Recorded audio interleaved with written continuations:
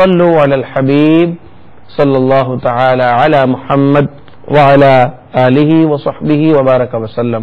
میرے آقا علیہ الصلوۃ والسلام جب کسی صحابی رضی اللہ تعالیٰ عنہ کو سحری کھانے کے لیے بلاتے تو ارشاد فرماتے آؤ برکت کا کھانا کھا لو۔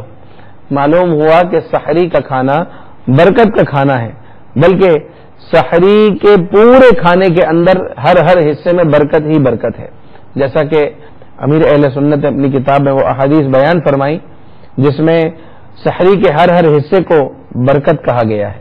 اخی فی اللہ، روی عن سیدنا ابن عباس رضی اللہ تعالی عنہما عن النبی الکریم صلی اللہ علیہ وآلہ وسلم قال استعینوا بطعام السحر علی صیام النہار وبالقیلولۃ علی قیام اللیل۔ یقول رسول الکریم صلی اللہ علیہ وآلہ وسلم انہا برکۃ آتاکم اللہ ایاہا فلا تدعوها۔ روی عن سیدنا عبداللہ بن عباس رضی اللہ تعالی عنہما عن النبی الکریم صلی اللہ علیہ وآلہ وسلم قال ثلاثۃ لیس علیہم حساب فیما طعموا ان شاء اللہ تعالی اذا كان حلالا الصائم والمتصحر والمرابط فی سبیل اللہ۔ حضرت ابن عباس رضی اللہ تعالیٰ عنہ بیان فرماتے ہیں میرے آقا علیہ الصلوۃ والسلام نے ارشاد فرمایا تین آدمی ایسے ہیں کہ جتنا بھی کھا لیں انشاءاللہ عز و جل ان سے کوئی حساب نہ ہوگا بشرط یہ ہے کہ وہ کھانا حلال ہو۔ نمبر ایک روزہ دار افطار کے وقت، نمبر دو سحری کھانے والا، اور نمبر تین مجاہد جو اللہ کے راستے میں سرحد اسلام کی حفاظت کرے۔ ان کے کھانے کا حساب نہیں ہے، حالانکہ قرآن مجید فرقان حمید میں ثم لتسألن یومئذ عن النعیم، تو ضرور تم سے ہر نعمت کے بارے میں سوال ہوگا۔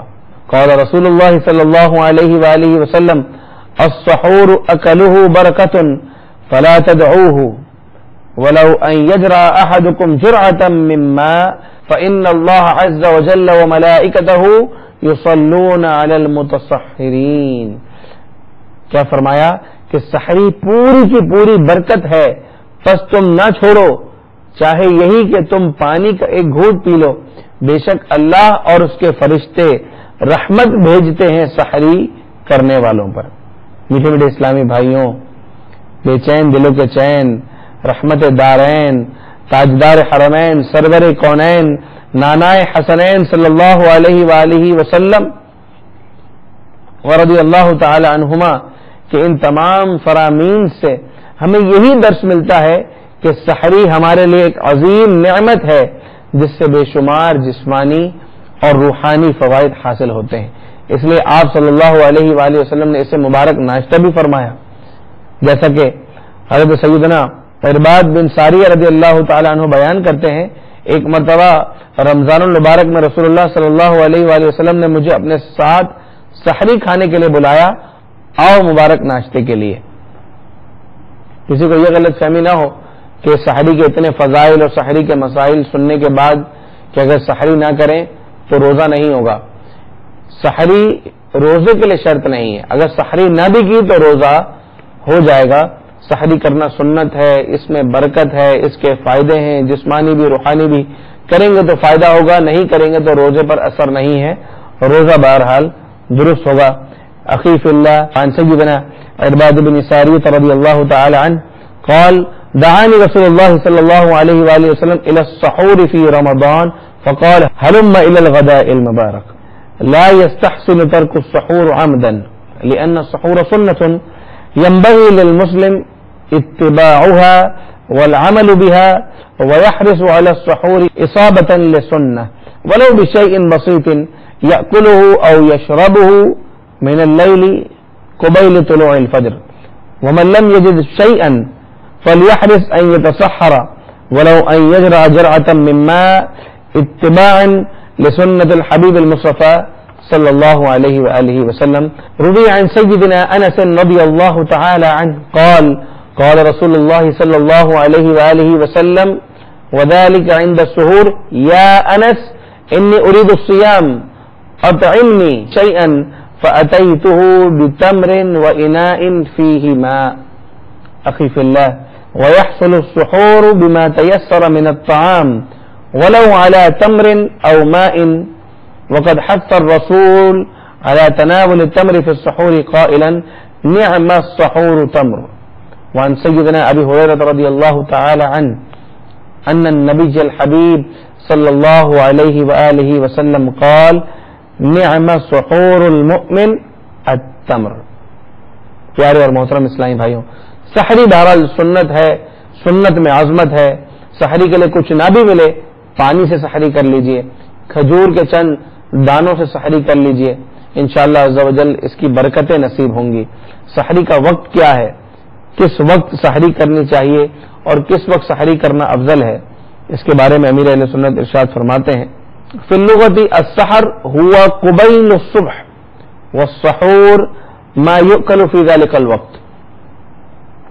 وقال العلامة علي قاری رحمه الله تعالى وقته يدخل بالنصف الليل والتأخير في السحور أفضل لما جاء في الحديث الشريف عن سيدنا يعلى بن مرة رضي الله تعالى عنه قال قال رسول الله صلى الله عليه وآله وسلم ثلاثة يحبها الله تعجيل الفطر وتأخير السحور وضرب اليدين احداهما على الأخرى في الصلاة.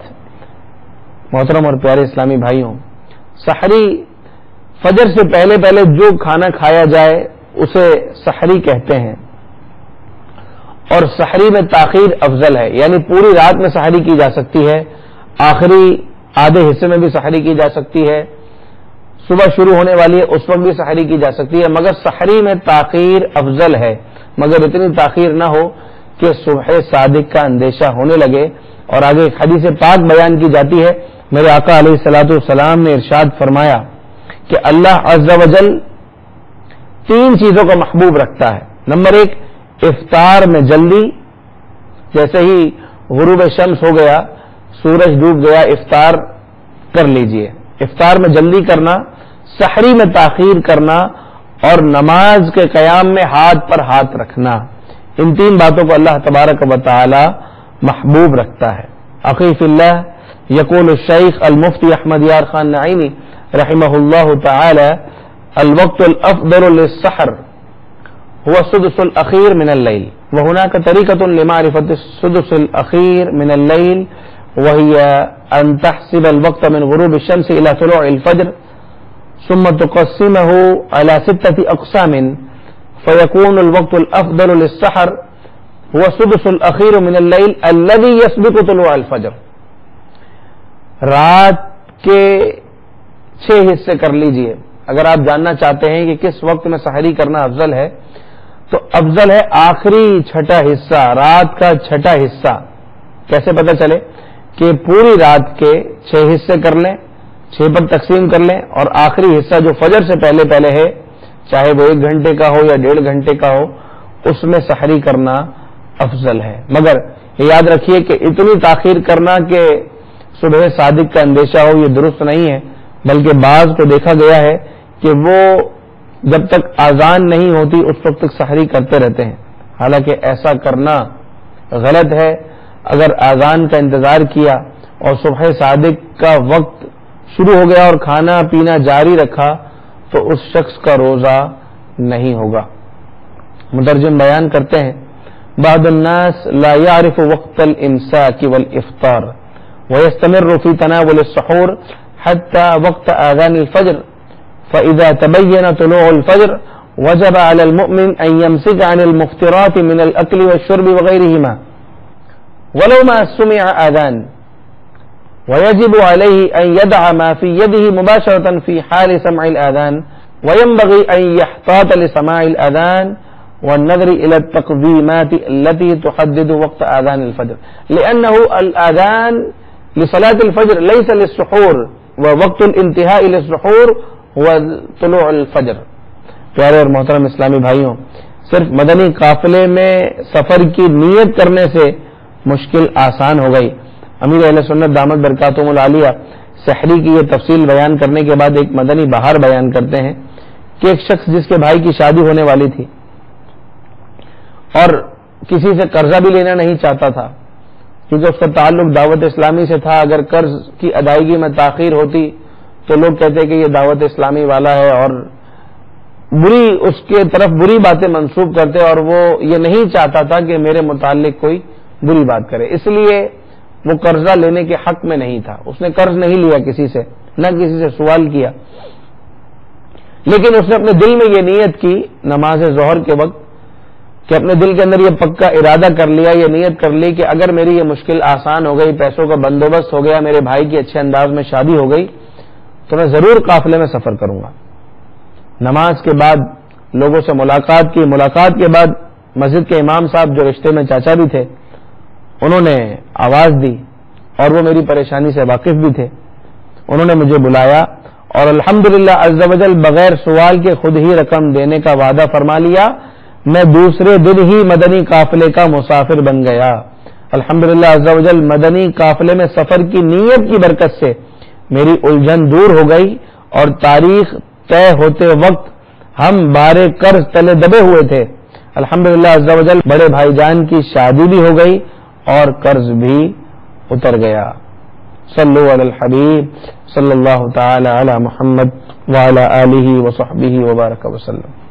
تو محترم اور پیارے اسلامی بھائیوں, آپ بھی کسی مشکل میں ہیں تو قافلے کی نیت کیجئے اور پختہ نیت کیجئے. انشاءاللہ عز و جل قافلے میں جانے کی برکت سے یا قافلے کی نیت کی برکت سے, وہاں جا کر دعا مانگنے کی برکت سے انشاءاللہ عز و جل آپ کے مسائل حل ہوں گے, پریشانیاں حل ہوں گی, اور اس کے ساتھ ساتھ دین سیکھنے کا موقع ملے گا.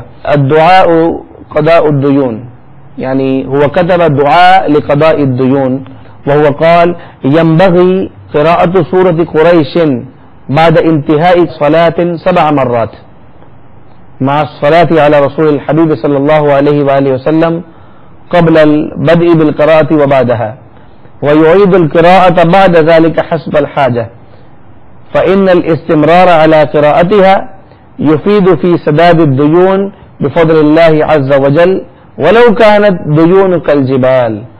محترم اور پیارے اسلامی بھائیوں, حضرت علی کرم اللہ تعالی وجہ الکریم فرماتے ہیں کہ میں تمہیں وہ چند کلمات نہ سکھاؤں جو رسول اللہ صلی اللہ علیہ وآلہ وسلم نے مجھے سکھائے. اگر تم پر جبل سیر, یہ ایک پہاڑ کا نام ہے, اتنا بھی قرض ہوگا تو اللہ تعالیٰ تمہاری طرف سے وہ ادا کر دے گا. تم یوں کہا کرو اللہم اکفنی بحلالک عن حرامک واغننی بفضلک عمن سواک, جس کا ترجمہ یہ ہے کہ یا اللہ عز و جل مجھے حلال رزق عطا فرما اور حرام سے بچا, اور اپنے فضل و کرم سے اپنے سوا غیروں سے بے نیاز کر دے. یہ دعا بھی پڑھنے سے انشاءاللہ عز و جل ضرور قرضے اتریں گے. اور اس کے علاوہ سورہ قریش ہر نماز کے بعد 7 مرتبہ اول آخر درود و سلام کے ساتھ پڑھیں, انشاءاللہ عز و جل قرض اترے گا.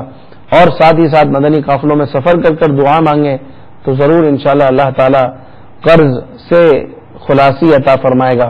جتنے قرض کے بارے گرا میں ہیں ان کے لیے دعا کرتے ہیں کہ اللہ تعالیٰ ان کو قرض کے بارے گرا سے سبق دوش فرمائے. اللہ تبارک و تعالی ہم سب کو روزے کے احکام سیکھ کر, سحر و افطار کے احکام سیکھ کر ان پر عمل کرنے کی توفیق عطا فرمائے.